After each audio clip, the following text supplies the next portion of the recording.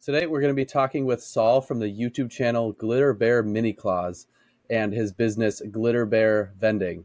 If his YouTube channel name didn't give it away, Saul operates many mini claws in the massive city of London. He is also an active participant in the vending community and is very helpful to vendors like myself with all the videos that he posts, and I am much appreciative of all those videos. So without further ado, let's welcome Saul from Glitter Bear Vending. How's it going today, Saul? I'm good, Nathan. Thanks so much for having me on the show. We're going to start it off with a pretty basic question here. Tell us about your vending journey and how you've gotten to the point you're at today. So my vending journey began almost a year ago to the day. I just posted a video recently on my YouTube channel about my first year in business. And I think I've done the same as probably yourself and a lot of others on the Extreme Discord, which is I went down a YouTube rabbit hole and saw what could be done with a mini claw machine business and was like, I've been obsessed with mini claws, or with claw machines since I was a child. That feels like a perfect fit. So it was my 1 year anniversary on the 3rd of January. And it's been going well. It's a learning process. Yeah. It's definitely, you get faced with a new problem pretty much every week and you just figure out how to fix it. Because it's not like something that most people, there's not that much of a guidebook of how to run a business other than the Discord and fellow vendors' YouTube channels, which have been a huge help. I wouldn't have got past, the first month had it not been for going to the Extreme Discord or just typing the problem into YouTube and be like, someone else has had this same exact problem. So yeah, it's my first year and I am loving it, but I'm definitely still learning. And how many machines have you acquired in the first year? Machines that are on location? Oh yeah, so I've got 18 machines, but as you can probably tell behind me, I've got one of my locations just before Christmas. I was going to head home to Scotland, and 2 days before I went and made a last collection before the new year. And they had a big sign on the window that says, we're closed for refurbishment until the 22nd of January. And they just hadn't told me.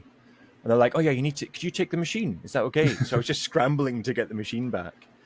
So 18 in total, 17 on location. And this one I'm currently using it to film YouTube shorts with. So it's handy, but my girlfriend doesn't really like it in the bedroom. Apparently it doesn't go with the aesthetics that she's after. So I know I have that same problem. We have an arcade machine, like a hunter, deer hunter, in the entryway of our house. And then my dad has a pinball room. He has 4 pinball machines, and then I've stuck a massive Injustice from Raw Thrills in there. Yeah. It's like 48 inches wide. It's massive. That floor, it's on the main level, and we have a basement. It's well past the weight rating. The floor there. Yeah, there's just 4 pinball crash machines. One day and you're like, that's the machines. Well, my dad's office is below there, so I saw your video. You did a tour recently of kind of like all the machines, and I was like, see, that's beautiful as far as I'm concerned. Like you're adding to the aesthetic of your home. So anyone who says otherwise is just can't see the beauty in arcade machines as far as I'm concerned. I know, and we joke about it a little bit. We're like, okay, we brought one home, we're gonna put it in the kitchen.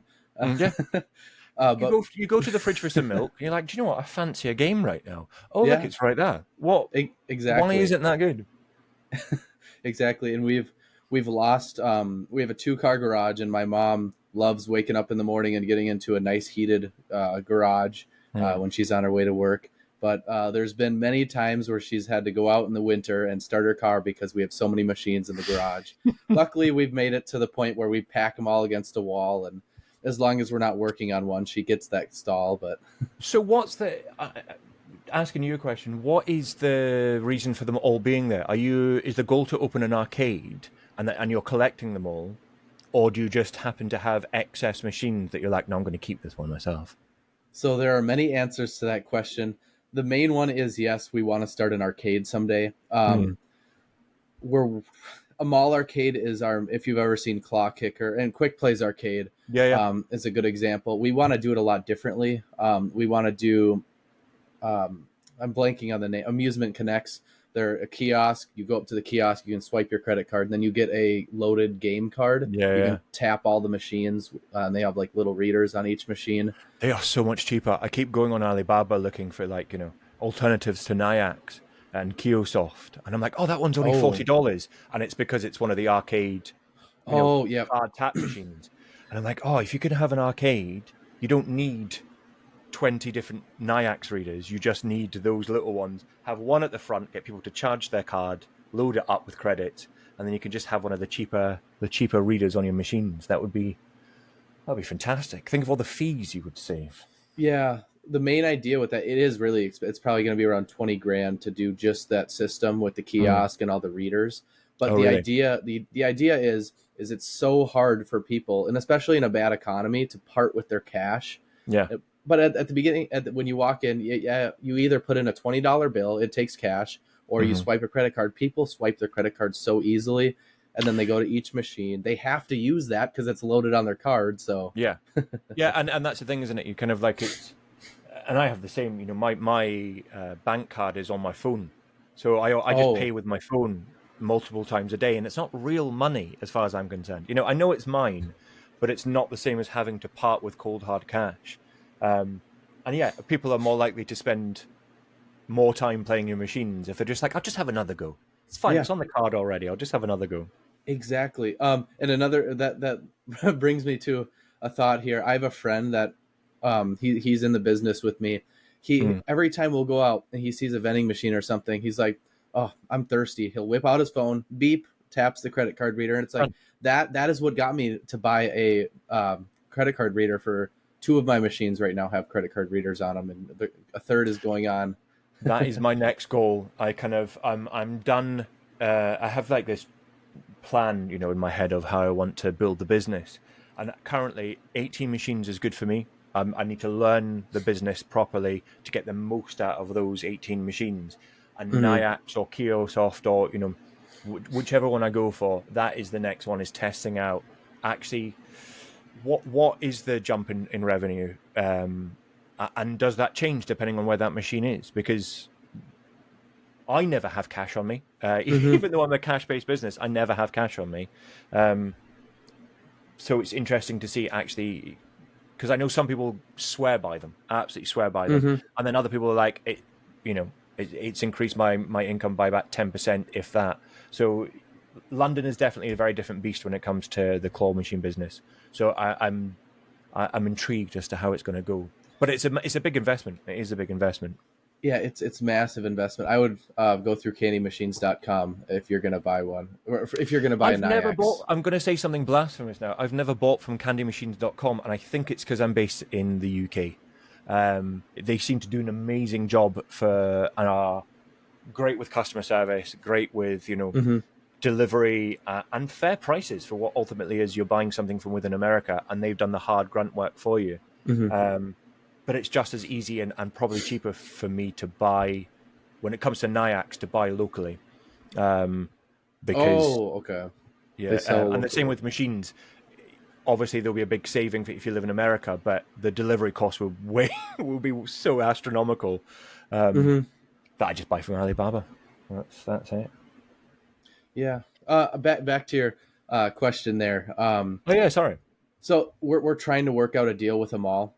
We have gone to every single mall in Wisconsin, and there's always a reason. There's 2 right now. One, there's a city ordinance. I can't really disclose anything because we have competition here in Wisconsin. There's already a guy in 4 malls. Okay.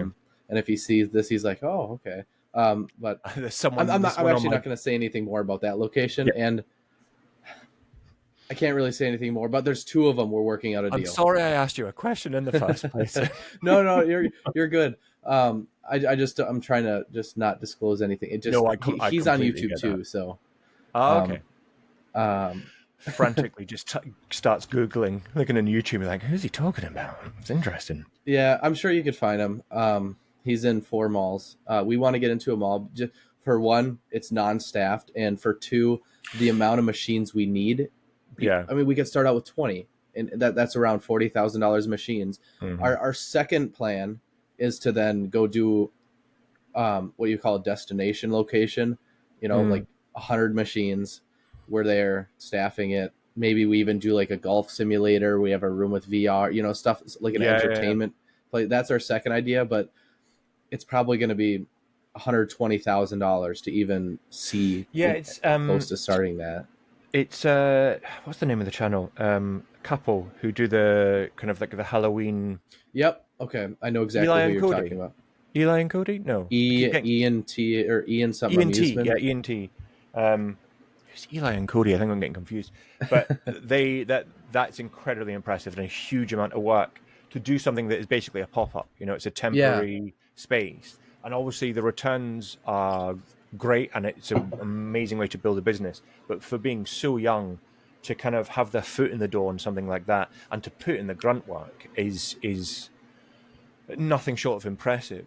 The idea of unmanned arcade, because I've thought about this as well, in London terrifies me. I don't think if you leave machines with money in them in London for 2 seconds, they'll be gone. That's, and I also don't want to, personally, I don't want to man an arcade all day. I'd be bored out of my mind. Or just playing the machines all day, who knows? Our idea is that we different I think it is different in the US. Like having unmanned arcades seems like standard practice. Well, with them being in a mall, the mall has mall security, it's open. And if we were to get one, the spaces that we're looking at, it can't really be a deep space because if kids can go back in there and not be seen, it'd be like a space where it might be wide, but it won't go back very far. You'd be able to, if you're looking in from the outside, you can see everything. Because I saw the quick. Was it Quick Play who were having their coin pushers? Like someone was repeatedly breaking into them. I think it was Quick. Yeah, and you're just like, oh, you can break into those things. They're not as indestructible as you think. But they had one. They had one. It was so you know what I'm talking about. They have four, and the one that's not facing anywhere you can see from the door. And that's all the it one. takes is just enough privacy to be like, I'm just going to bend this back. And then come back and do it again, which is exactly. Some people, you can't trust everybody. Exactly.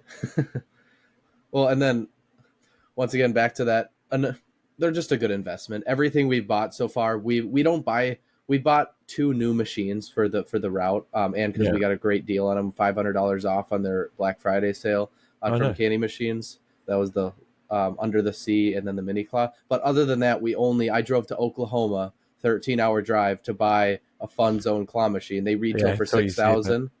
I bought it for $1,500. We only find deals with that. If I were to go and sell that, we could sell for $3,000 or $4,000.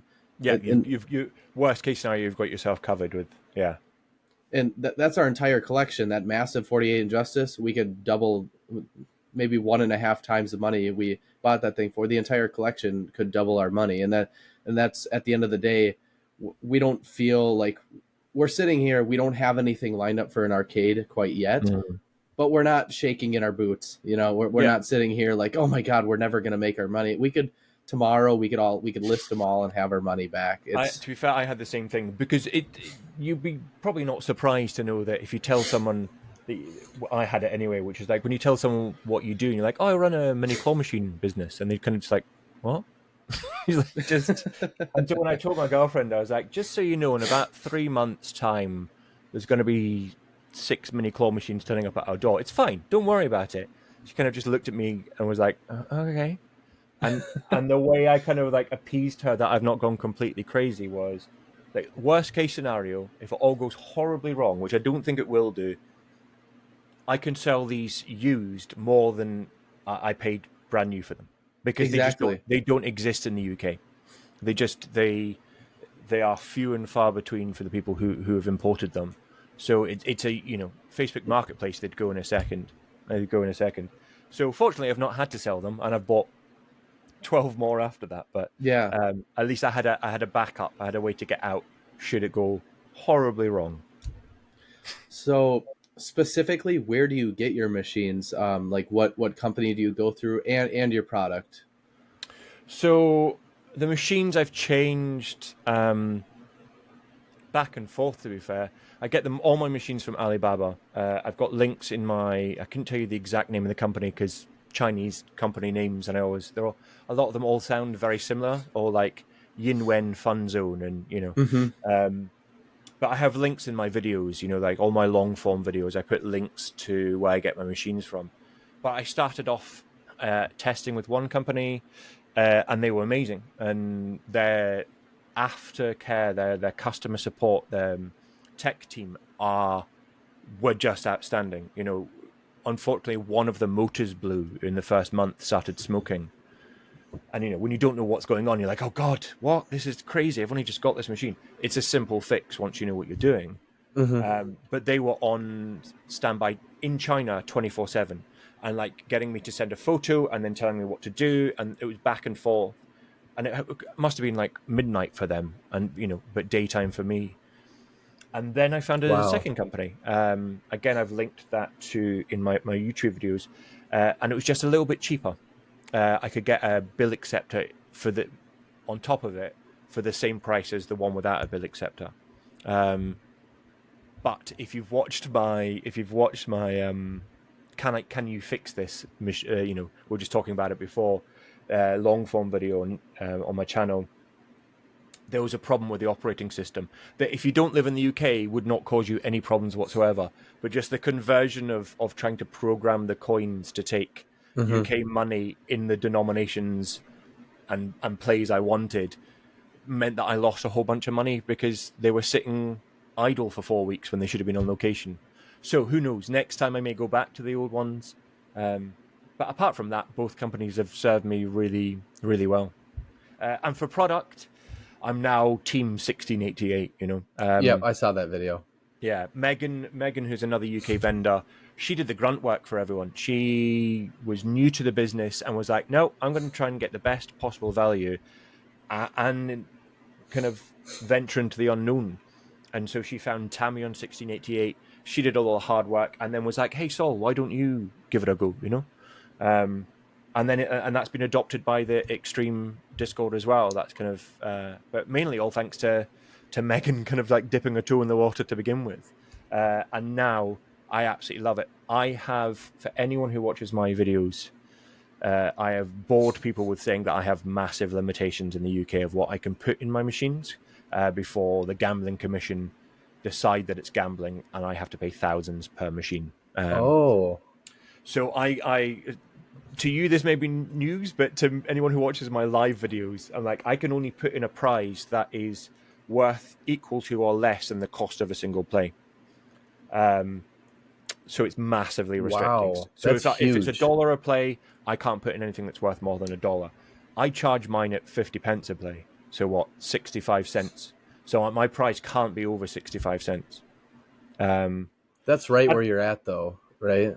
Yeah. So and that's basically what 1688 has allowed me to do, is source much better prizes. So it's kind of just opened up a new, a whole new kind of way of stocking my machines with Rick and Morty kind of style keyrings, with Spirited Away plush, whereas before I would be on AliExpress and Alibaba really trying to buy in as much bulk as I can to get that price down to where I wanted. But what you're left with is people get bored with the same prizes in the machines, and that constant turnover is why people play, especially where I am. It's the same customers going into the same shops in London. So yeah, 1688 I absolutely love, and I should be getting a new shipment from them literally any day now. Can't wait.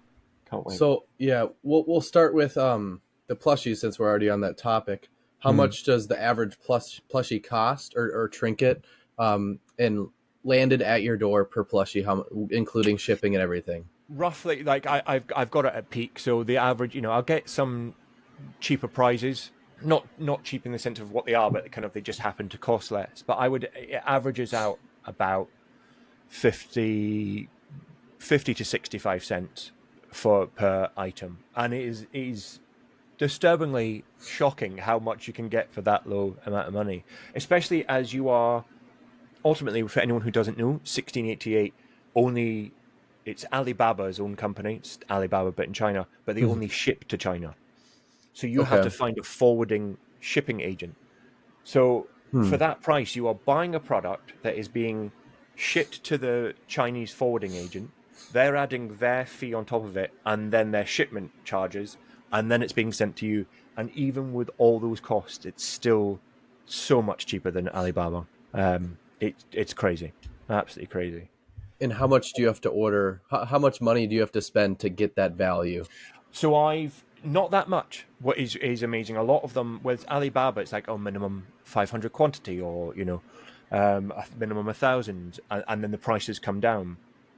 With a lot of the places, you check obviously how good the reputation of that company is. You check how many returning customers they have, so you can see that, hey, someone's bought from them, liked it so much, 25% of those people have come back again to buy even more. Mm-hmm. But a lot of them, they have like 10 minimum or 50 minimum, 100 minimum, and that's my new goal really now is, and it's how I started, because I saw a dip in sales, and I was kind of like, what's going on? It's not just seasonal. There's something happening here, and it's because I had ordered previously lots of little things, and it was constantly changing. So when someone came back, Joe Blogs came back to the bubble tea shop I'm in, or the mini mart or whatever, there was something new for them to play. And I had stopped that because I got so excited about 1688.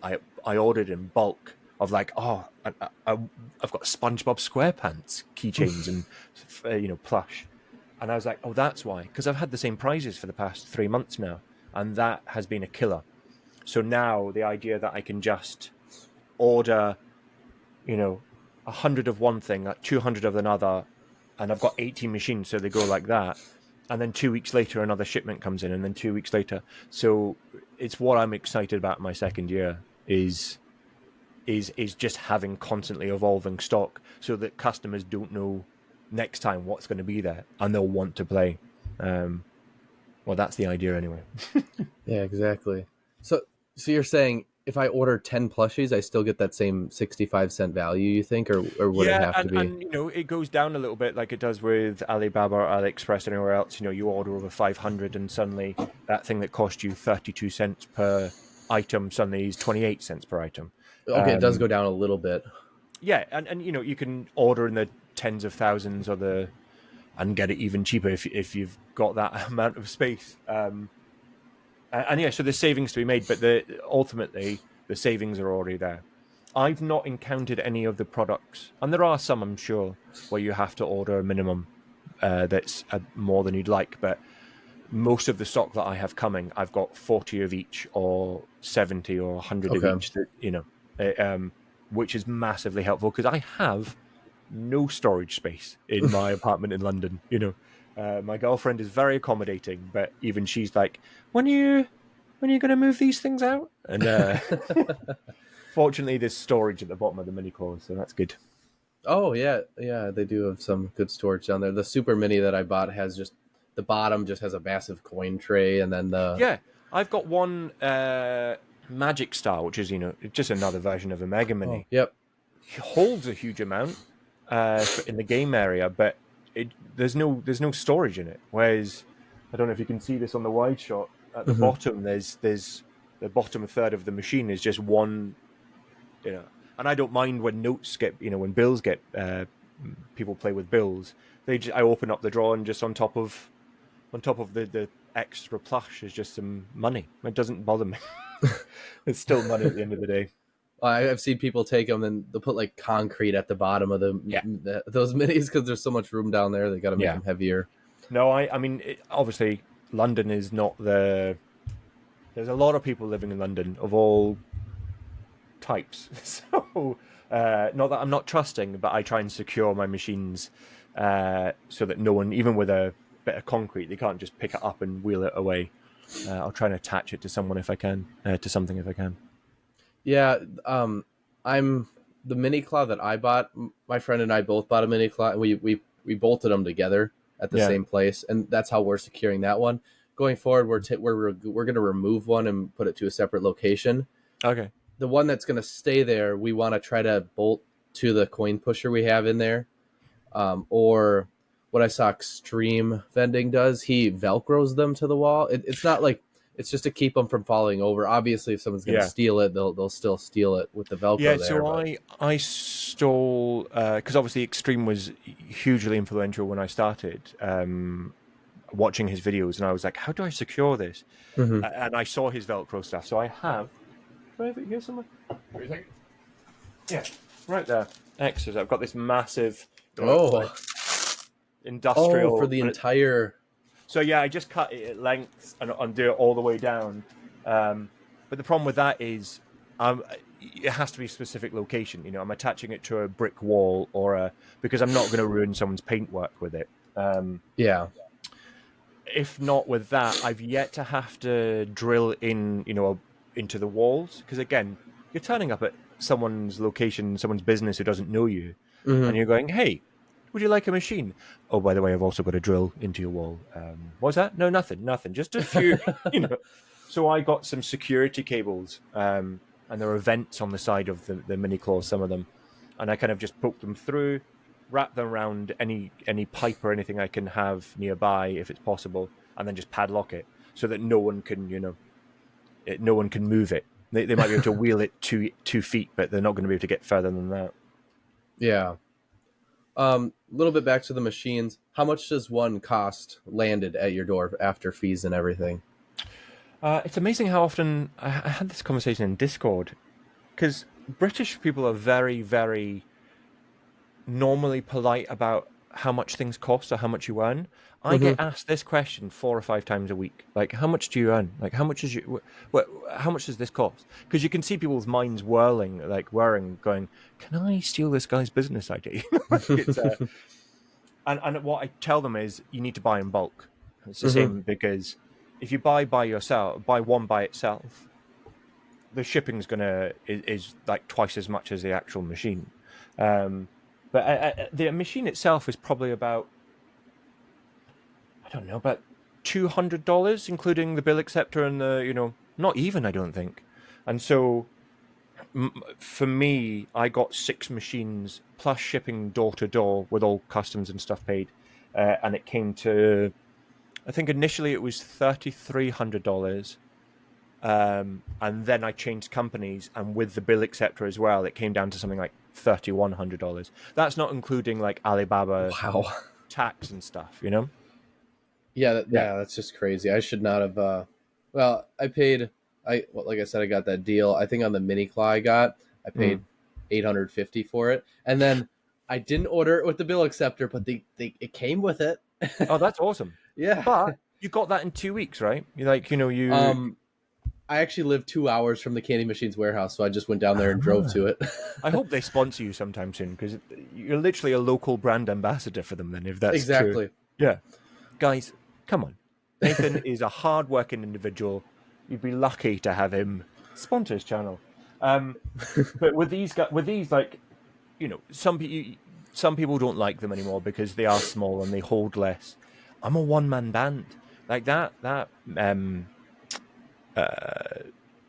Megastar, what's it called? I can't remember. I always forget the name. Mega Mini kind of thing is so heavy, has no wheels, and so is really difficult for me to move in comparison to these things, which just roll along the ground. The downside is they weigh nothing, so But I love the OG Minis. They're what I've started with, and I will expand to Mega Minis more, I think, for larger locations. But for the most part, these things are just zippy, and they suit my business quite well because it is just me. Even for your smaller locations, have you thought about doing the prize lockers? I know Extreme made a video where it tripled his income with a prize locker. So the Magic Star, I finally remembered Magic Star. It says it on the top in neon. The Magic Star, I basically said to them, don't send me the prize box, which in hindsight, I should have done, because if I ever sell it, that would be a great thing. It comes back to the Gambling Commission restrictions. Yep. So if you win that, that's me, I'm breaking the law, because it's worth more than a single play. That is really a huge drawback. It is, but you can work around it. One of my favorite parts of the business is toy hunting. It really is. Like I'm 8 years old again, looking through all the, the Macy's catalogs or whatever it is. In the UK it's the Argos catalog, just circling all the things I want.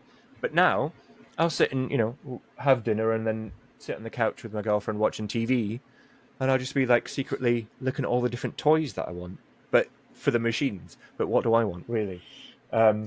So it's a restriction, but there's such joy to be found in finding something that's within your budget and is also awesome. Like you're just like, oh, I would want to win that. If I walk past the machine, I want that Kirby plush keyring thing. Like it's it's a bit of a headache to begin with, but once you get round it honestly, I think it's something like £4,000 to £6,000. So $5,000 to $8,000 per machine per year. If I break that rule, and I have 18 machines, I would be bankrupt.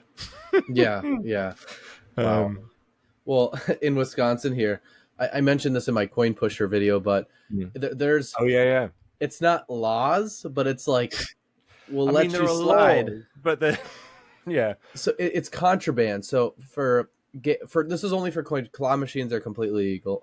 We have one coin pusher, and that is under gambling devices or amusement devices, and the law contraband thing states that it's a fine of it's either I think it was 500, maybe it was 2 something. It was I think I remember watching that video. I think he said something like 200, 250, something like that. Yeah, it was like $200 per machine. Plus the possibility of it being taken. But usually I spoke with a guy on the phone, and he told me if we come in and we think anything of it, we will audit you. And if you're paying your taxes, we turn a blind eye as long as it has Class B liquor license. Yeah, and there's something similar with, because I've looked into, and Megan and I have discussed this kind of like coin pushes and other machines. Like the gambling restrictions are different for every machine, and we have them as well. There's only certain places you can place them in the UK, and unlike a claw machine, most of those places are places with liquor licenses. But unlike a claw machine, what I see is, when people are asking, like I said, like, oh, how much do you earn? How much are these machines? You can see their mind whirring, and every time it gets to the same point, which is toys, and then they suddenly realize, oh, they've got to buy 50 to 60 different types of toys, and in bulk, and then keep buying them, and that's when it becomes less attractive. Whereas with coin pushers, you only tend to get them in arcades in the UK. Oh, okay. But you can put them in pubs and clubs and anywhere, like betting shops. But the actual location has to apply for the license themselves. It doesn't cost anything. Yeah. They're allowed that's the same here. They're allowed up to 2 machines, and so I've thought about those things about getting a coin pusher, but I'm like, that any location worth their salt would just get one themselves, because I'm not providing anything other than a free machine. Like, I'm not providing anything they can't do for a few $100s. You can go on Facebook Marketplace and get one for $200-300 here, which is annoying because they seem to earn quite a lot. I'd love to just stick it in a laundromat. Well, yeah, we just this is a little pre-collection insight, but we just filmed a video 2 days ago where we went and collected from that coin pusher. In its first week and a half, it did $106 USD for UK viewers watching. But it was just crazy to us because this Mexican restaurant, it's like, this is an upgrade from some of our locations, but it's not the greatest. I mean, we have 2 mini claws there and they make $30 each a month. It's nothing. But it's then crazy, isn't it? Locations where you just like, sometimes there's no rhyme nor reason as to why one does better than the other. You're just like, why? I swore this was going to be a good place.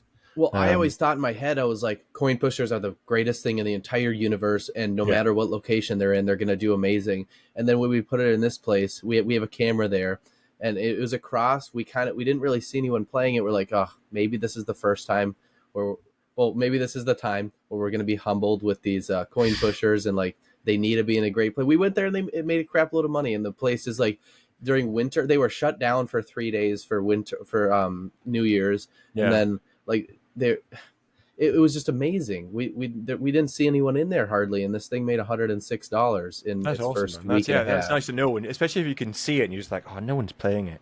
To turn up and be surprised, that's always the most fun when you're like, oh, I don't think it's really been. Then you open up the drawer and you're like, oh, I was wrong. There's some money for me. Oh, good work.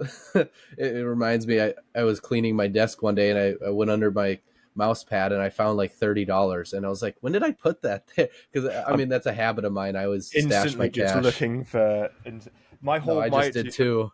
My whole place is pound coins. Like just they're everywhere. I'm so used to having so many. I've kind of stopped looking. It's weird. I've stopped looking at it as money because it's just that they're everywhere. And I never, as I said, I never have cash. Actual physical cash, so it's just something I'm used to now. Weirdly, pound coins seem to fill up my apartment.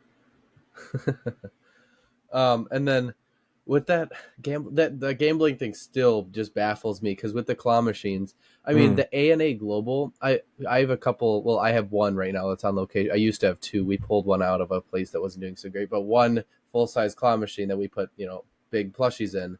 An A&A Global, after shipping and everything, it comes to like $1.50 per plushie, and the machine is $1 per play. So I could not be doing that if I were in the UK. And then on top of that, we wrap them with $5 bills. Like some of them will wrap them with $5 bills. And that's the thing that kind of, it's thinking outside of the box with that, because ultimately when you look at YouTube videos, when you look at other people's business models, it just doesn't work. Because of course, like an awesome licensed plushie with $20 wrapped around it, people are going to play no matter what you've set that, set the claw strength at. Whereas kind of my business model is, all right, how do I keep people coming back and playing, which is like to set it where it's fair, where it's skill based, but you need to learn how the prizes are won. So that way people are paying for the actual game more. Well, previously anyway, people were paying for playing the game rather than necessarily the prize that they're winning. Whereas now it's kind of, that's now meeting where people are playing for the game, but also they're going to get a good prize at the same time, something that they'll stick on their backpack, something that, they'll add to their collection of plushies.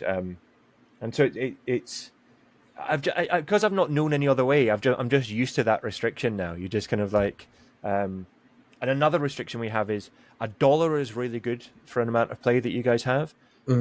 Whereas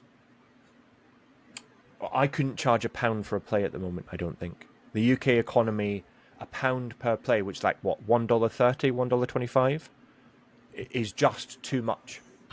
50p seems quite cheap, and some people have said, oh, why don't you put it up to £1? It's just, the idea of charging someone £1 and they don't win seems crazy to me. Whereas when I watch American videos, American vendors, $1 a play seems just normal. It's a fair amount. I'm just stuck in that in between part where 50p is a little too low, but £1 is I don't think we would play if I played at £1. I'll test it, but I don't think it's just on the cutoff of going. I never want someone to feel ripped off playing one of my machines. I want them to enjoy it, and I want them to win prizes. So, Well, and that's a weird situation, because if you're charging 50 pence. Is that what it's called? Sorry. Yeah, pence, yeah. If you're 50p, if you want it to sound rude. We charge 50 cents per claw or mini claw machine play. Oh, do you? Oh, that's great. And it's like, we don't really like going that low. I mean, you've got the opposite. Like, if you try 50 cents, you're like, that seems a little too low. Like, it's a little low for us. But then $1, our big stuff that we do, that's $1 per play. It's perfect. And I could never imagine, like, if I put it to $1.30, well, I mean, that's a weird number to charge someone, but if it was normal, they wouldn't play it. It's just that, it's that cutoff of like, it's like when you go into a store and 99 cents versus $1. You're like, well, buy something for 99 cents or, $99, but $100 seems just a bit too much. And sorry to cut you off, but when we first got our credit card readers on, when we put it on that big claw machine, we had it a surcharge of 10 cents. It was $1.10 per play. But then we did bonuses and stuff too. But we were like, we're only making $15 a month from this thing. The credit card reader only did 15, while the cash did it 150. We took that surcharge off. Now it's doing $40, $50 a month. It's crazy. 10 cents. And honestly, I would say getting into people's mindset is definitely one of the biggest learning curves of running this business. It's one of like, why do people play? Where do people play? And why is it in that location they play more than an almost identical location a mile down the road? And it's the same with what do people think of as good value? Where's the cutoff point of where they're like, no, of course I put 50. They could put the same amount of money in. They could put in $5 in total, £5, whatever, worth of 50p's, and come away with a prize or two prizes, or whatever, and feel like they've had a great time and that it's been value for money. And they could do it with £5, 5 single dollar bills, and for some reason it could feel less fun, less good value, because the mindset is just there's an invisible cutoff point in people's head of what is value and what is not. And if you ever find the sweet spot, let me know. Yeah, it's kind of weird. We're getting into a mall here soon. Once again, I'm not going to mention it because I don't want any competition, but it's a good mall. It's a really good mall, and We're really surprised that we're getting into it right now. There's only one machine in there. It's a Keymaster. They charge $5 per play because there's really good stuff in there. It's like, Jordan shoes and $100 cash. And but we're gonna have one back-to-back, one claw machine back-to-back with his Keymaster at $1 per play. So we might be that under cutoff for people they're like, I don't want to spend $5, but then they'll walk over and they'll put 5 singles into our claw machine. Yeah, and again, that's quite interesting about that $5 Keymaster, because Keymasters are a strange thing, and I don't know, maybe it's just being in the business or having been played at arcades for years myself. I've always known that Keymasters are very much, that will pay out when it's earned enough money. Yeah. And I have that problem with claw machines, which is most claw machines in the UK are at the seaside. You go and visit the seaside, you go to the beach for a day, and there's a whole bunch of arcades there. And they're rigged. They're massively rigged. They're waiting for that payout as well. And so trying to find a skill-based one is hard. It tends to be the older ones. And that's a kind of misconception that I'm trying to break with my machines, which is actually just learn how to play it. And it's not rigged in a way that means you can't win. It just, you have to be able to learn how that toy is weighted and how that, where you need to grab that toy. But with a Keymaster, if I wouldn't mind putting $1 in a Keymaster and just hope that it's time for it to pay out. But putting $5 in, knowing that, it's still waiting for the payout. I'd be very intrigued to know how well that does. If people are happy. I know how it does. Anyway. Oh, do you? That machine. Well, it's confidential information, but what? Yeah, don't share anything. They'll get yourself in trouble. Well, I don't think it'd get me in. Well, I didn't even mention the mall, so who cares? Yeah. Okay. It makes over $1,000 a month. Well, I'm going to shut up roughly. Because that is surprising. That is surprising. Yeah, I think maybe most people don't know that how a Keymaster works. Then that they think that if they've got the right amount of skill, that they can still win, regardless. Maybe that's it. Wow, $1,000 a month. Yeah. I need to get into Keymasters. Well, and that I need to start shutting up about this. But one more thing, he said you're that going to turn up and there'll be a whole different arcade day. We're like, I said on the video. He's going to be like, what is this video? He doesn't watch my video. My videos aren't good enough views yet. So for the 5 people watching, we might take over that machine. That guy's out of state, and there's been months where the machine's down or the machine's jammed with money, and so we might eventually he might kick that guy out, and we might come in there with our Keymaster. I mean, that's it ultimately, and it's how I try to.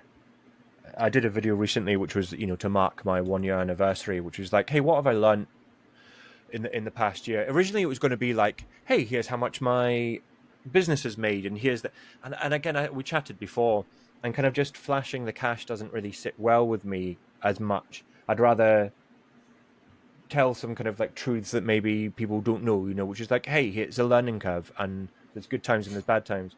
I've completely lost my point. Well, I'll continue your point a little bit.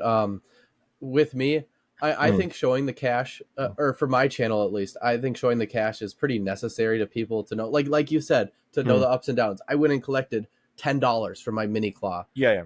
And then we went over and checked the coin pusher, and it made $106. And that video will be up here in a couple weeks. But Yeah, then, like, and I think it really that's the shows. difference. That is the difference, which is, I show cash in my videos all the time, which is, hey, here's how much a machine's, not here specifically how much a machine made. It took 200, but I'll open up the coin draw because I know people want to see that stuff. I as a viewer want to see that stuff myself, but it being primarily money based to me isn't as helpful as, hey, here's the things I've learned, in the past year. Here's the peaks and the troughs of it all.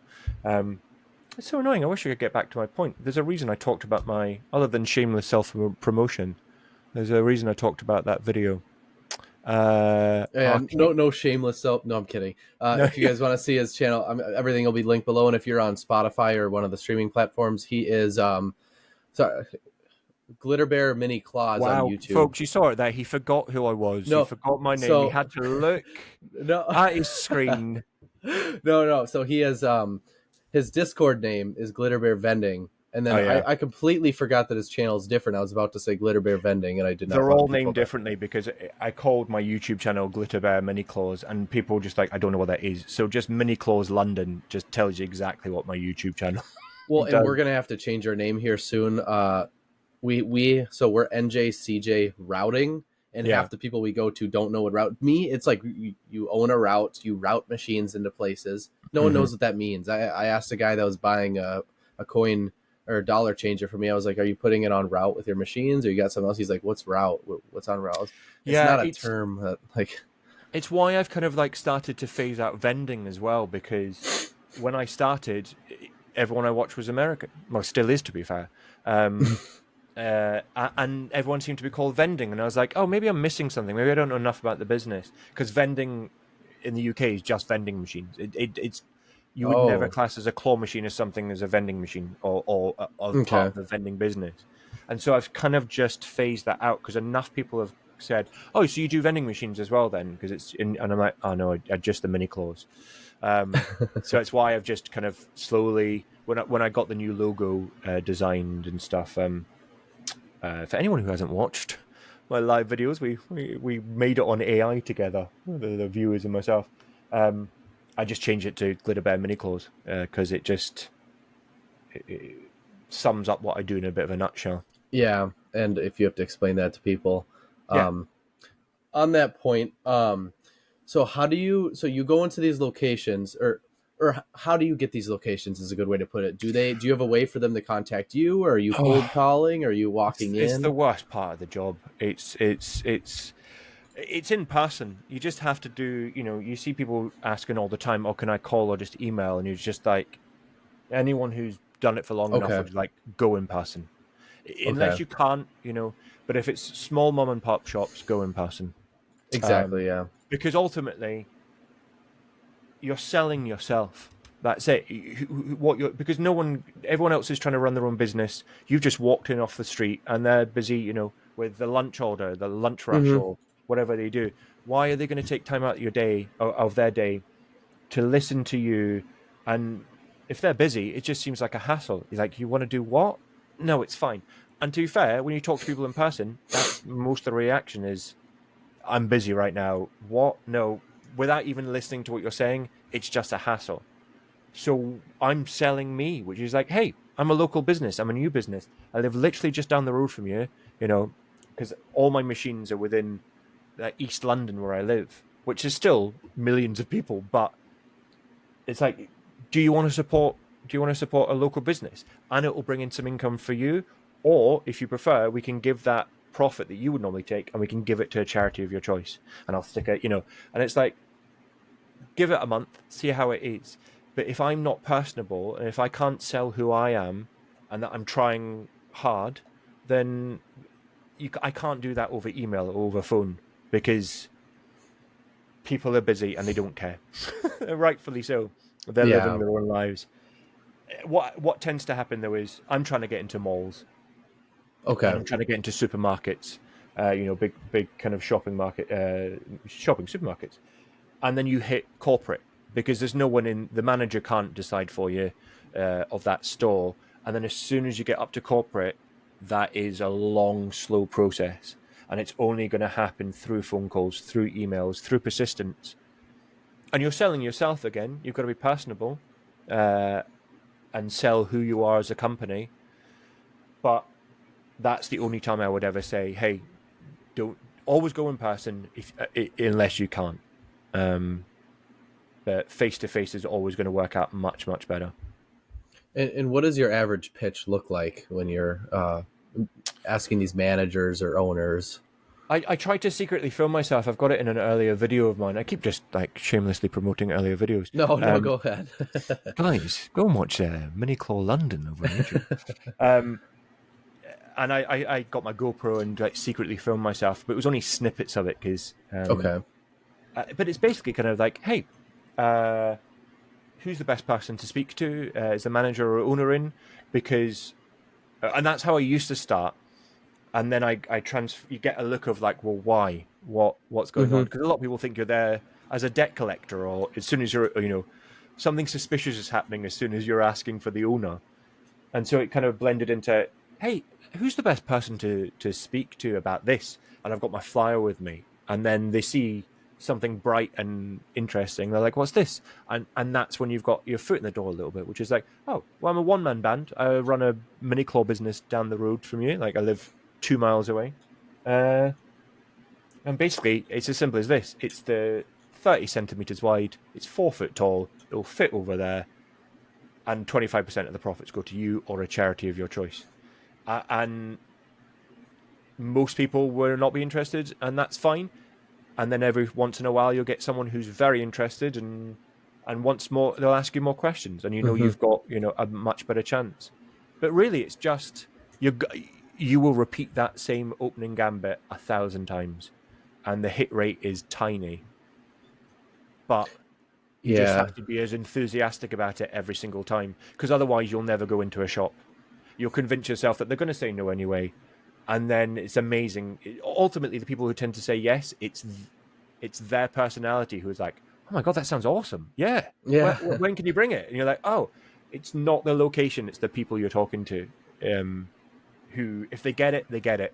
And a lot of the time, though, it's not your favorite, the location you desperately want is not the people who find it awesome. Yeah, and that's where I completely agree with you when it comes to these malls and supermarkets. I personally haven't contacted any supermarkets. I might have to. But with the malls, I know you go in there, and we've been contacting malls for an actual space, a leasable space, and we've been contacting them about machines in the middle. Kiosk is but with those, it's like, okay, how much would you charge me? $200 a month, and then 30% after 667 is another contingency. But it's like, it's just flat out. It's like you're meant to be asking them, and it's not if you can get in. It's, are you wanting to go in? Is it good enough for you? And that's what I want to kind of pursue in the future here. Is I've had I started my business about a year ago as well, probably a few months after you started yours. And I started out by contacting these places. I had really good luck at the beginning. I contacted local oil change shop. First 3 calls of getting into vending, I landed an oil change shop soda machine, and it does about $100 a month. In the winter, it does about 40, and then in the summer it does about 250. So a little different. But then I made another 50 calls for a claw machine, landed a bowling alley. Since then, I haven't landed any places with phone calls. It's I've had Facebook Marketplace posts where it's like, I'll put machines in your place, and I've had 2 locations where those have hit, and those are my worst locations. They're a small I found restaurant. This as well. When anyone's request, I've never done the Facebook, Marketplace one. What I have done is I've been, I was in a barber shop, and they were lovely guys, but unfortunately, I kind of got the idea from one of the American vendors, and it just seems to be different here because it didn't really do very well at all. But within the first few weeks of being there, they're like, oh, the guy down the road wants one of these.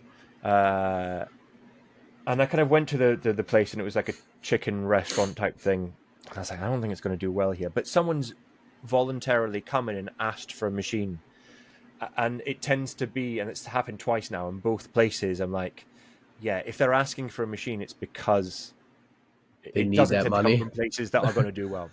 they're trying to expand their business in a way to bring in more revenue because it's maybe not particularly doing as well as they want, and that's not going to be the best place to put your machine. I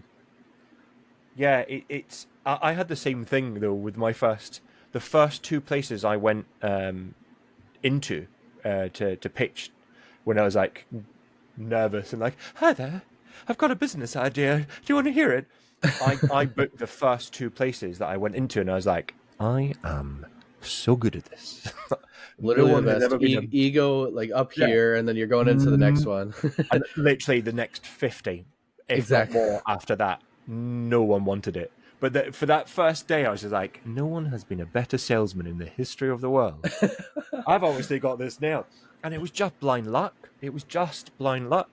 And, you know, that's where I'm at business-wise, which is like, as I said earlier on, I spent the first year just expand and figure out as much about the business as you can. And now in year 2, make sure those 18 machines are in as close to as possible, the earning the same amount as the top one, you know, my top earner, because and that's the stuff that's going to take a long time. Getting into a supermarket, malls, you're right, malls are different because they're used to that stuff. They're like, all right, well, this is how much it costs if they want it there. A lot of malls in London are like, no, we don't do that. You know, or we had them and we got rid of them because they were just causing, you know, kids to hang around. But they at least know what you're up to because you're not going to be the first vending business to come in, and they'll have a set price. And is that too much for you? All right, well, bye. But at least you're talking to someone who you're not having to convince or explain exactly what you're doing. Whereas every location in London, anyway, has never seen a mini claw machine before and doesn't know what the hell you're going on about. So you have to start from scratch and explain exactly what you are, what you do, and why it could be of benefit to them. It's exhausting, but when you get a yes, you're just like, oh, it's worth it because it's your own business, and you know you're making strides. All sounds so hallmark, but like, go get them, guys, go get them. Well, and it's like I'm in one location. At one point I had 5 machines in that location. It's a restaurant, small restaurant. Business owner is really, really nice. And that's kind of why I haven't taken my machines completely out of there. I have, so I pulled that full-size claw machine out of there. And then I pulled, it was a hoop. It was like a stacker that was converted into a basketball game. It didn't make any money, even at that place. And I still have 2 machines there and a changer. And then I'm going to be putting in a coin pusher that I'm picking up in the next couple of weeks. So I'll have 3 machines and a dollar changer. And overall, with the coin pusher, it'll probably make $150 a month combined everything. And if you look at it from a business standpoint, those 2 machines that are in there right now, $600. They were cheaper ones. Dollar changer, bought it for $300, put $500 into it to fix it, $800, and then now this coin pusher's $1,000. It's not going to make me that back. It'll take a year and a half return to get that back. But this business owner, it's so nice, and it's boosting his business. He's getting so many good compliments, and I put my name on. I put my brand on the back glass. So if it's more of a marketing thing now, people love it there, and it just feels good to be the reason that he's getting a lot of compliments. And you find that sometimes, like as you say, like it's. To be honest, most of my favorite people aren't in my best locations, but I enjoy talking with them on a weekly basis and going in and, you know, I've seen people whose kids have been born and they've been growing up over the past year, and I'm like, I feel like I'm part of the community. For the first time, it's a very difficult thing to feel in London as part of a community because it's so huge. And suddenly I'm like, I actually feel like I'm an East Londoner now, even though I'm, you know, Scottish born and bred.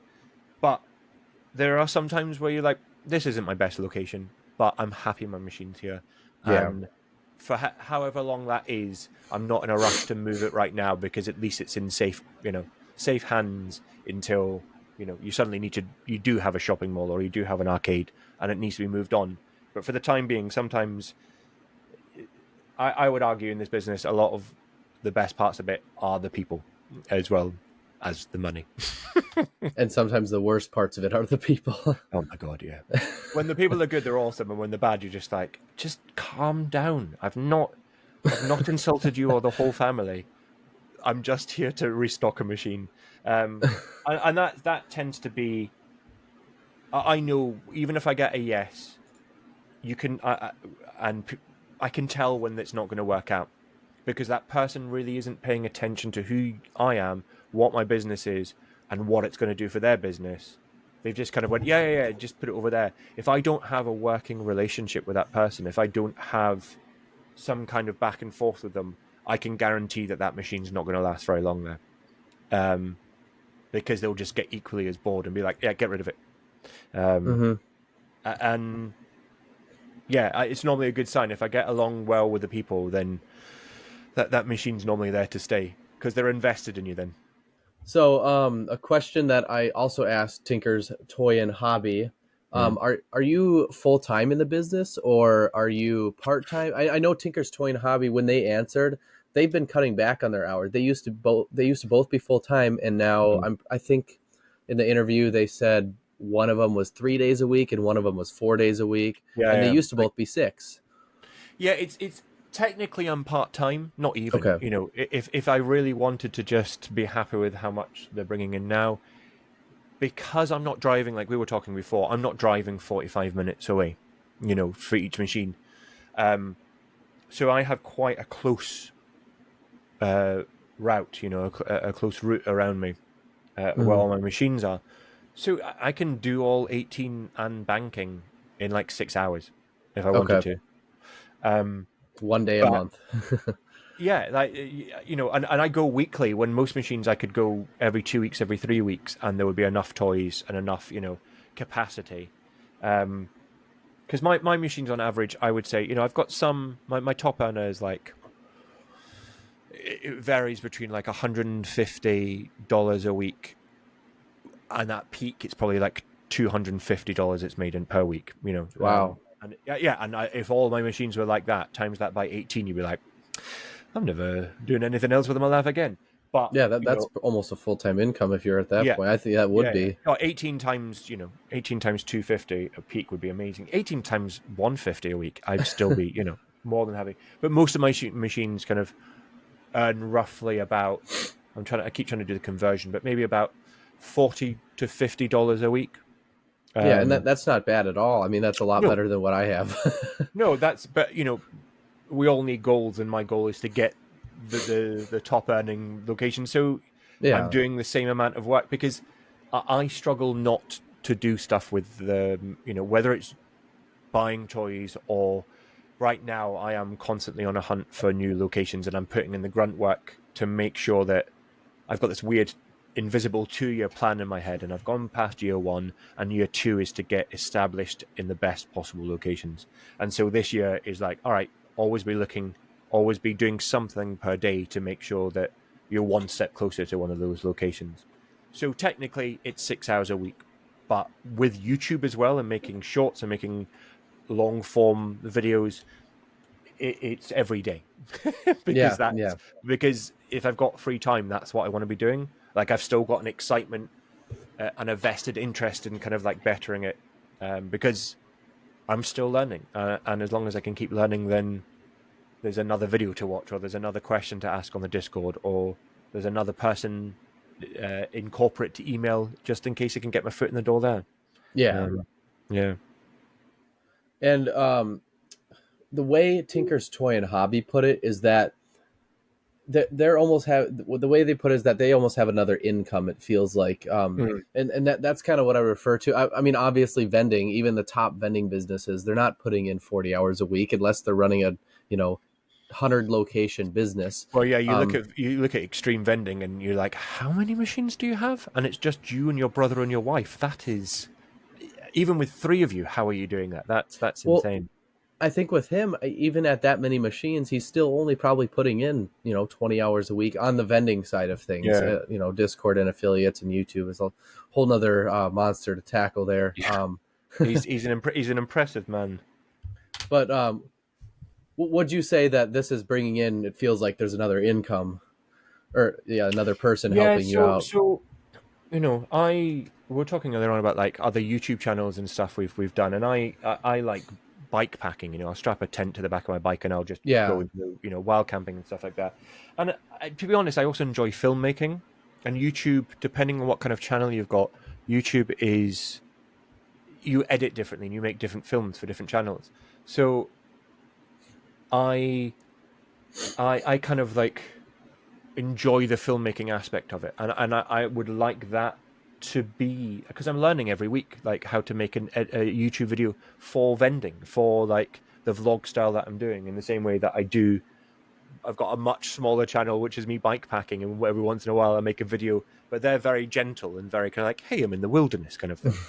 But ultimately my goal would be to have this is the business side of stuff, and to fill up the rest to do with the business, but creatively, making YouTube channels, making content, YouTube videos, and making content, because that's where my skill set lies anyway, editing and voiceover and all that kind of stuff. So that would be a perfect combination to get to earn money from the business and that be able to fund being a filmmaker, a YouTuber. Yeah, and you pretty much just answered my next question, which is, sorry. what would you do in your free time that's not business related? Well, that answers a lot of it. Bike packing. Yeah. Bike packing, filmmaking, in various forms. Probably can see behind me. This is a fishing rod. I've got to a certain age, Nathan, and I had no interest in fishing apart from when I was a kid. And then suddenly me and my best mate, Tom, I covered it briefly in one of my videos. There he is selling himself again. I live right by a London canal, and there's something, time just goes like that when you're fishing. I never catch fish, like ever, but it's an excuse to meet up with a friend and chat, and there's something really therapeutic about it. It's just relaxing. So, exactly. Yeah, my free time is doing stuff for YouTube, like channels, like learning something new, learning how to do a voice effect if I'm making a new short, but it's bike packing, fishing, and climbing. There's a climbing wall just down the road from me that I'm a member of, and bouldering, I think it's called, maybe somewhere else. But yeah, that's me in a nutshell, I think. Well, yeah, I mean, you already pretty much answered that, but yeah, I mean, fishing, I've never been one to be into it that much. My parents have a boat, and I've been out on it a couple of times, but nice. In 20 years' time, you'll be like, from nowhere, one day you wake up and be like, I want to fish today. I don't know. Well, I know exactly where you're coming from, though. I love hunting season. It's only 2 weeks, but it's so weird, man. Like hunting is, I'm sure it does exist in the UK, but it's so prevalent in America. Like to a point where it seems alien, I think, to British people, because there's the very posh elite who go grouse hunting and or fox hunting back in the day. But other than that kind of like just normal owning a gun to go out hunting with, just it's really alien being in the UK and seeing people just do that on a daily. It's just part of American society. Whereas fishing just seems very British. Well, it's very similar to fishing. You said I don't go out with anyone usually, but when I go out, it's so calming. I wake up at 6 a.m. The sun hasn't come up yet. I'm the first one up. Make some hot coffee, put it in a nice mug that'll stay warm. Go out there. I bundle up in 8 layers because it's -6 degrees. Yeah. And I get up in the stand and I sit for a couple hours just listening to whatever the sounds of the nature. Yeah. And then I'll listen to a podcast every once in a while. And yeah, there's slightly less than that in the wild camping. That's why I love it, because it's just me in the middle of nowhere. No one knows you're there. The fishing in London less so, because there's just, wherever you are, there's just hundreds of people like cycling past you. There's no quiet space really in London. Even the big open spaces are rammed full of people. Yeah. And I mean, if I'm being honest, the main part of hunting that I love is just sitting there up in a tree stand, 20 feet in the air, quiet, everything. When it comes to shooting a deer, that's not the fun part. I mean, the 308 I have, it's like I'm deaf for 10 minutes after I shoot it, and then in which case, you've already got that bug of, you realize that solidarity is actually a really precious commodity. You're like, I just want to be alone by myself for a while, like with no one bothering me. So fishing might be for you. That's good. I've never been fishing alone. I think if I went fishing alone, I'd do that a lot better. With hunting, it's like I'd probably get annoyed if I was up in a tree stand with someone. You'd have to talk, because you couldn't just be next to each other. And you have to be quiet to see the deer. So Yeah. Yeah. But I've been fishing on boat. Usually I go with 4 people. The boat's small, so Okay. Yeah. No, it's definitely both. My best friend Tom, who's in the video, both of us kind of about a year ago just decided to give up drink. Like not even through a conversation, but we just both happened to get to an age where you're like, do you know what? Booze doesn't sit well with me anymore, and the hangovers aren't worth it. Like there's no amount of alcohol or fun that you can have where the hangover is worth it. And so as such, it was just a coincidence that we both decided quite at this almost the same time just to be like, do you know what? I'm done with alcohol. So we've just naturally started to try and find things, because if you're not going to go and sit in a pub or go to a bar anymore, like what do you do with your time? And as such, really, things have opened up because of it, like rock climbing and like fishing, and it's I'm doing more hobbies, because my go-to is like, I'm just off to the pub. I'm gonna go and have a drink. yeah. And I'm like, oh, what do I do with my time? Well, yeah, I've gotten to that point too. I've only been able to do it recently, but one of my biggest pastimes now is going to a casino and playing blackjack, and Texas Hold'em is a big one. I mean, as much as it sounds like, oh, you're a gambler, it's like usually 90% of the time it's me playing Texas Hold'em poker. Yeah, it's more skill than it is. Love Texas Hold'em. Texas Hold'em. It's so much fun. But then me and my friend will play slots every once in a while. It's still a fun pastime, and people view it as like, you're like I just said, oh, you're a gambler. It's like, but I mean, it's the same as I lose maybe $100 if I go to a casino. I'd go spend $100 if I was going to go skiing up on a mountain. I mean, it's still spending money. You go out to a bar, $100 has gone like that. Yeah. In a night, you're just like, how much did I spend? And I can't remember any of it. Whereas, if you can have fun with the same amount of money, then it's definitely worth it. Exactly. A little bit back to more the vending side of things. Oh yeah, claw machines. Yeah. Yeah, we were talking about that. I mean, one of the main themes of this episode here is like, you're from the UK. Most of the viewers probably watching are from America. And probably in a city. I know Tinker's Toy and Hobby has to drive everywhere, and the Quick Play has to drive everywhere. What is the main, when you watch these people, what is one of the biggest differences, pros and cons, like to biking everywhere, walking? I think it comes down to, again, there's more people in London than the whole of Scotland. Do you know what I mean? Like, I come from a country where there's like roughly about 1 million people less. There's, depending on how you explain that in bald eagle terms. In bald eagle, I don't know what that means. What's bald eagle? Like, what would be a city in America equivalent to London, just for American viewers? How many are? I think it might be akin to. I'm going to Google this, but I think New York. Excuse me while I type. New York population. Roughly, yeah. And then, so New York's got 8.4. So main city of New York is kind of what you're in. Yeah. Okay. Literally almost 8.98 for London and 8.92 for New York. Okay. So yeah, main city New York. Scotland's got like 7.5, something like that. 7, not even. Yeah. So it's so densely packed. So I've got 17, but when this is out on location, 18 machines, all within like a 3 mile, less than 5 kilometer radius. That's just mind blowing to me. Yeah, but and if you think how many times I've been turned down, for every one machine I've got in a location, I've been turned down by 20, 30, 40 locations in between that and the next one. But on the plus side, what that means is there's so many people that I've got one at one end of the street and one, round the corner, but the same clientele aren't going to be going to the same place because it's not the same kind of shop. And weirdly, if I'm in Shoreditch, I'll spend my time in Shoreditch. Just down the road, where I live, is Bethnal Green, but it's not the same clientele because you've got young hipsters in Shoreditch and you've just got your local East End London guy in Bethnal Green. So there's not much of an overlap.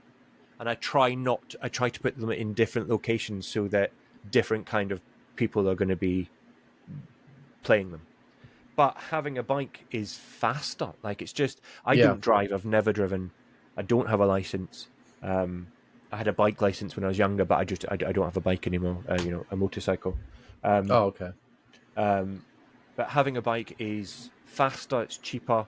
It gets me some good exercise, and it's in summertime it's fantastic. In wintertime, you have to gear yourself up to go outside, but it just would take so much longer if I had a car, and because there's just nowhere to park in London either. No, I totally agree with you. That I mean, it's just still mind blowing. Like to me, it's like, okay, how much can we make? What's the gas mileage it'll take to get there? Like, you know, we're building up. There's a highway that runs through. You know, there's two massive cities on each side of it. One capital of Wisconsin, Madison, and then the other is Fond du Lac. And then we drive that highway in between the two cities, and there's there's three smaller towns that are about 15,000 people each, and then the main cities are about 500,000.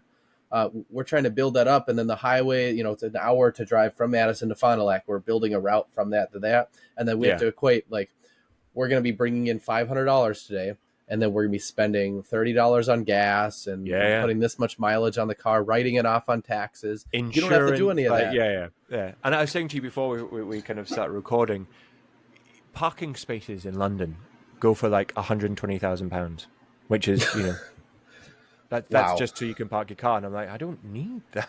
I don't. If I ever leave London, I've been here for 20 years now, but if I ever leave London, I may learn how to drive. But ultimately, cycling in London is faster, and worse, if I ever expand further, you know, into more central London, if I don't want to cycle, which I can't ever see expanding that far, you've got the London Underground and, you know, buses and tubes if I really want to. But on the flip side, though, on the kind of like the negative side of folks who live in smaller cities who have more expansive, America's very different than the UK when it comes to family restaurants and kind of more family orientated places. We tend to have them on the outskirts of cities, you know, next to shopping malls and next to like cinema complexes and stuff. But they're not locally run family restaurants. They're owned by massive corporations. So trying to get a machine in them is difficult anyway. But in London especially, I don't have access to those same kind of where all the family goes to eat, you know, Mexican restaurants or things like that. There's lots of takeaways and lots of, you know, Uber delivery drivers or, you know, Just Eat delivery drivers go and pick it up. But there's no actual real people who go into them anymore. Everyone's ordering online. And so I kind of am very envious of those restaurants that you can place multiple machines in, because they don't really exist. Definitely not in East London, but they're very few and far between in London at all. So that is a negative about the kind of like the size of London. For as many locations as there are, there's not the same kind of variety, I don't think. Yeah, I would agree. I mean, some of the locations, I mean, you have like, it's like higher volume almost. It's the cities I'm in. It's like I live in a city with 2,000 people. I can't place any machines here. In London, you know, you can go wherever. There's so many people. There's so much money circulating around. It's just, you can place it wherever you want. Yeah, I'd be completely. I wouldn't be able to. If London weren't the size it were, I wouldn't be able to have the luxury of that small route, because I have between here and the end, the road I live on, or the road that my road leads onto, is about 3 miles long or 2 miles long, which is unusual for London to all be the same road. But between here and about between here and the next tube station, Bethnal Green, it's about an 8-minute walk, and I have 3 different shops between here and you know, half a mile away, because it weirdly covers 2 different areas. Again, like there's these invisible lines of where one kind of person is, one kind of like with a different income bracket or a different kind of lifestyle, and then you go half a mile down the road again, and it's young people who are like hipsters and they want like kitsch stuff in the machines, and then half a mile up the road it's a kids play area, or I've got one in like a 24-hour booze shop, which is a completely different clientele. But he's one of my best earners, because people are just, you know, they're bored at 2 a.m. and they'll play your machine. But I'm very lucky that it's so densely packed, because it means if it's located properly, if it's near the front of the shop, new people are always going to be passing going, what's that? They've got a claw machine. All right, I'll go in, you know. And that's a bonus for the shop owners as well. That's when I know a machine's going to stay for a while because they're happy because it's bringing in new customers. That's when they get it. They're like, oh, I see. It's not really about how much. That 25% of the profit is never going to make them rich. It's never going to pay for their holiday. Mm-hmm. But if it's bringing in new customers who then keep coming back, then that's something of worth to location owners. It's just crazy to me. I was watching one of your videos, and the main strip you were going down, like you had a couple stores. The stores were open, like open doors. You could walk in from the street, kind of. That's just mind-boggling. That was the 24-hour booze shop, Buzzland. That's just down the road for me. Yeah, it reminded me of a mall almost. You could just walk in, the mini claws right there. I was so skeptical about that. I was like, do I want drunk people are going to be coming in at 4 a.m. and they're just going to wreck my machine and the brothers who own that place are so nice, and they're one of my favorite people to go and chat with, and really supportive, and always asking how's the business going. But that being right on the doorway, sometimes I go in and when it's been rainy and muddy, you're just like, oh, it's covered in mud because it's just coming with the wind. But it's actually turned out to be a huge benefit because it's right there. It's a glass front. They don't have to open a door. They literally just step in and they're playing it. And I think, I'm always slightly worried whether a machine's going to do well or how safe a machine is in London. And that turned out to be a massive plus because there's literally no barrier from someone off the street to play that machine. It's such an instant, oh, I've seen a claw machine. Oh, I want that Mario keychain. I'm going to play for it. And that's turned out really well. I was being too worrisome about that one place, and I'm glad it's turned out for the best. Is that just like one main strip? And do you have multiple locations on that? Yeah, literally across the road from it, just probably about 100 feet down on the other side of the road. I've got in a Indian sweet shop, which doesn't do as well, but is getting better. And the guy who owns it's really lovely. I've been very lucky with having a lot of very lovely people for location owners. But yeah, and then literally just not even like a quarter of a mile down the road, I've got another 3 machines within that. It's all very compact, but all of my locations are very, very different. Or if they're similar, they're far enough apart that it doesn't matter. Yeah, it's wild. A very different business here, man. It is definitely. London is a unique place. What can I say? It just reminds me of so much. I mean, we're gonna have a machine out in the middle. It's like, is that like a shopping destination, like, or is it just a bunch of separate businesses that are set up like that? Businesses, because it's like, everyone. Because I can imagine doing it in New York. It might be very similar because there's a similar-ish compact layout. Obviously, it's more grid-like in New York, but if you get home from work, you're like, oh, I don't have milk, so you go down to the local mini mart. Yeah, that local mini mart for you is not going to be the same one that someone half a street away, 2 minutes down the road, they're going to go to the other local mini mart because that's the nearest one to them. And there's so many people that those people don't cross over. It's the local community who go to that one, and then down the road they go to that one, and it offers a great opportunity. However, it's finding the ones that also offer a great amount of profit, amount of people who want to play, and that's the fine balance is getting the best of both worlds, I suppose. When it comes to these claw machines and all these people in the business, usually there's a motive, like to have these machines. Usually it's because it's low barrier to entry to get into these machines. Yeah. I know Tinker's Toy and Hobby, that was a reasoning. They got into bulk candy machines because it was a couple $100 a start and they already had places ready to go. Then they took the next step up, went to mini claw. Are you someone that's trying to work your way up and maybe own an actual business one day, like a bar or a restaurant? An actual business? This isn't no, I'm joking. Well, I mean, like a physical. No, not in the slightest. No, that may change, that may change, but no. And it's not like I get a little defensive when I see in the extreme Discord where people are like, "Oh, you've got a mini claw. No, you need to get up to, why have you ordered so many of those? You need to get mega minis and stuff." And I'm like, yeah, for you guys, that's makes sense, but you can't paint everyone with the same brush. I can't use the the prize locker, so it's pointless for me. I'm by myself, and they don't have wheels, and they're heavier, so it's not, and most locations I have don't need me to change, don't need 4 times the amount of, of storage or of like playing area. It's a bonus, but it's not the be all and end all. And I love the mini claws. I genuinely really, I think they're cute, and London space is a premium.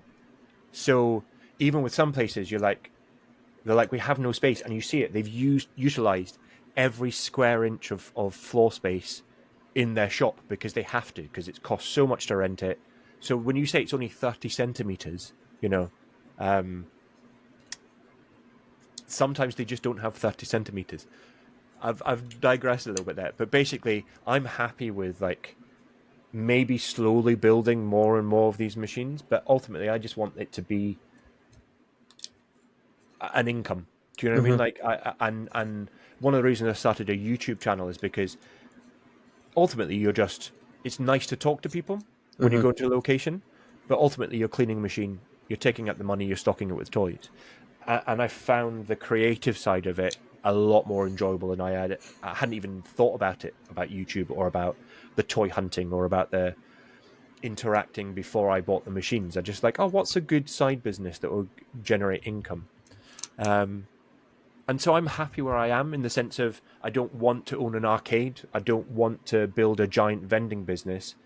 I'm happy earning money while I get to do something creative at the same time.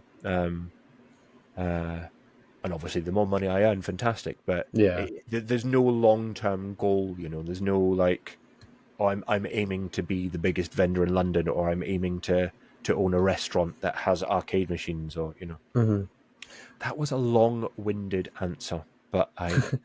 Well, no, yeah, you're good. Too late. That's what I say. So you're good with having these or not just, but like you're good with growing this business with these mini claws. So, would you ever be looking to expand into doing more? I know around me, there's bowling alleys that are filled with $100,000 worth of equipment. Obviously, you can do that at a smaller scale. Are you content with just minis, or are you going to be? I look at the mini key ramping cutters up and stuff. The mini string cutters, should I say, magic cuts. So maybe mini arcades. Yeah, like I don't. Extreme and Megan was talking about getting one as well, but I like the idea of that. But it's not really much of a diversion from what I'm doing, which is, I think. Yeah, I enjoy the hands-on aspect of the business. I enjoy that it's me who's building it, and currently there's no plan to move outside of that. Be it a different kind of machine, as long as I can move it myself and it's accessible to tiny London locations. That it's the whole package that I'm enjoying, I think, is what I was trying to say, which is like, I enjoy the creative side of it, I enjoy the YouTube side of it, I enjoy the interactions with people. And knowing that I'm the one who's responsible for these small changes. But the idea of owning a larger business, I don't have a lofty goal like that. I don't have a set, I'd love to own a retro arcade, I suppose, but I think the reality of that would be, I'd be stuck in an arcade all the time telling kids to stop shaking the machines, and so no, I think it's the working for myself part that I enjoy. Oh, okay. And however my business expands, I think it'll just be a natural thing, but there's no end goal in sight other than just trying to enjoy it as much as I can, because that's always been my main goal in life, is like, do I want to be here? Do I want to be doing this? Well, if not, why?